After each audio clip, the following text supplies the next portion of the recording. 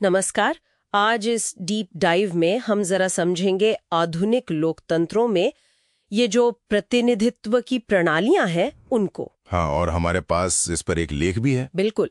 और हमारा मकसद है ये देखना कि प्रतिनिधि मतलब जो नेता है वो चुने कैसे जाते हैं आखिर। हाँ, क्योंकि देखिए ज्यादातर आधुनिक लोकतंत्र जो हैं वो असल में प्रतिनिधि लोकतंत्र ही हैं। मतलब हम और आप सीधे कानून नहीं बनाते। हाँ, सही हमारी है। तरफ से हमारे चुने हुए प्रतिनिधि विधायिका में फैसले लेते हैं। और इसीलिए ये जानना बहुत जरूरी हो जाता है कि भाई इनको चुनने का तरीका क्या है। स्रोत में एक बड़ी दिलचस्प बात लिखी है कि 19वीं सदी के मतलब आखिर तक इस तरीके पर ज्यादा किसी ने सोचा ही नहीं। हाँ, ये अजीब लगता है आज सोचकर, है ना। हाँ। ज्यादातर बहसें होती थी कि लोकतंत्र अच्छा है या बुरा, या सरकार से कैसे बचें, इन सब पर। बिल्कुल, और स्रोत इसी बदलाव की ओर इशारा कर रहा है। पहले जोर शायद बड़े फलसफों पर था, लेकिन अब ये समझ आ गया है कि प्रतिनिधि चुनने की जो प्रक्रिया है ना, वो अपने आप में लोकतंत्र कैसे चलेगा, उसके नतीजे क्या होंगे, इस सब पर बहुत गहरा असर डालती है। मतलब ये कोई छोटी मोटी तकनीकी बात नहीं है। नहीं, बिल्कुल नहीं। तो मतलब पहले शायद लगता था कि चलो कोई भी तरीका हो क्या फर्क पड़ता है, पर अब ये साफ है कि कैसे चुना जाता है ये उतना ही जरूरी है जितना कि कौन चुना जाता है। तो चले, स्रोत में एक खास प्रणाली बताई है, उसे जरा खोलकर समझते हैं। हाँ हाँ, जरूर। स्रोत बात करता है एकल सदस्य निर्वाचन क्षेत्र प्रणाली की। देखिए, जैसा हमने अभी कहा, आजकल के लोकतंत्रों में विधायिका ही है जो मुख्य रूप से कानून बनाती है। वो जनमत संग्रह वगैरह तो हाँ, वो कम ही होता है। हाँ, कम होता है। तो एक ऐसी विधायिका जो सही मायने में लोगों का प्रतिनिधित्व करे, वो बहुत जरूरी है। ठीक है। तो ये एकल सदस्य निर्वाचन क्षेत्र प्रणाली ये काम कैसे करती है? सुनने में थोड़ा भारी सा लगता है। नहीं, फंडा सीधा है। इसमें क्या करते हैं कि पूरे देश को उतने हिस्सों में, मतलब निर्वाचन क्षेत्रों में बांट देते हैं जितनी सीटें विधायिका में चाहिए। अच्छा, मतलब हर सीट के लिए एक अपना इलाका तय हो गया। जैसे मान लीजिए 100 सीटें हैं तो देश के 100 टुकड़े कर दिए चुनाव के लिए। हाँ, मोटे तौर पर ऐसा ही। और फिर हर निर्वाचन क्षेत्र, हर उस इलाके से सिर्फ एक, मैं दोहरा रहा हूं, सिर्फ एक ही सदस्य चुना जाता है। सिर्फ एक? और उम्मीदवार तो कई हो सकते हैं उस इलाके में। हाँ, उम्मीदवार भले ही 10 हों, पर जीतेगा सिर्फ एक। और वो कौन होगा?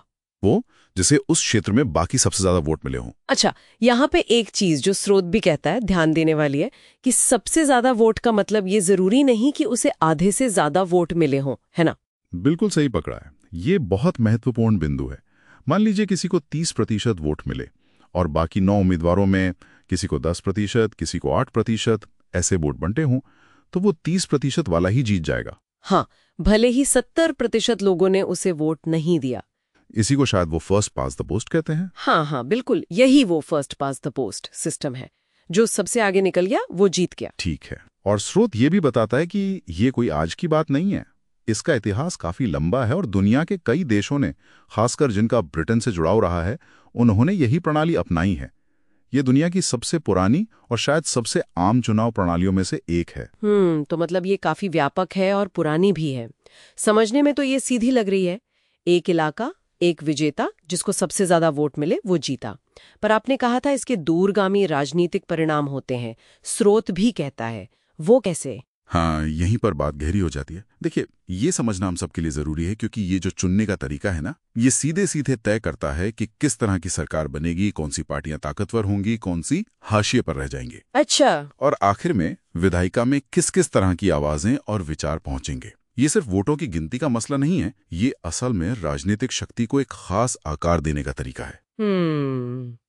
ये बात तो सोचने वाली है। तो अगर संक्षेप में कहें तो ये एकल सदस्य प्रणाली मतलब देश को सीटों के हिसाब से इलाकों में बांटो, हर इलाके से वो एक बंदा जीतेगा जिसे सबसे ज्यादा वोट मिले, चाहे वो बहुमत हो या ना हो। हाँ, सार यही है। और अपनी इसी कह सकते हैं सरलता और निर्णायकता की वजह से ये काफी लोकप्रिय भी रही है। हालांकि ऐसा नहीं है कि इसकी आलोचना नहीं होती, वो एक अलग बहस है। समझ गए। तो आज हमने प्रतिनिधित्व की इस एक काफी अहम प्रणाली को समझा, लेकिन जाते जाते एक सवाल मन में आ रहा है। स्रोत ने जिक्र किया था कि और भी प्रणालियां हैं, जैसे वो आनुपातिक प्रतिनिधित्व, और ये भी कि तरीके के परिणाम दूरगामी होते हैं। हाँ, बिल्कुल। तो सवाल ये उठता है कि अगर ये फर्स्ट पास द पोस्ट या सबसे ज्यादा वोट वाला जीते प्रणाली इतनी आम है, तो वो दूसरी प्रणालियां कैसे काम करती होंगी? ये बहुत अच्छा सवाल है। सोचने वाली बात यह है कि वो दूसरी प्रणालियां, जैसे आपने कहा आनुपातिक प्रतिनिधित्व, वो वोटों को सीटों में कैसे बदलती होंगी, उनका प्रतिनिधित्व का नजरिया क्या अलग होगा, और उनके फिर दूरगामी परिणाम क्या होते होंगे। ये ऐसे सवाल हैं जिन पर आगे सोचना जरूरी है।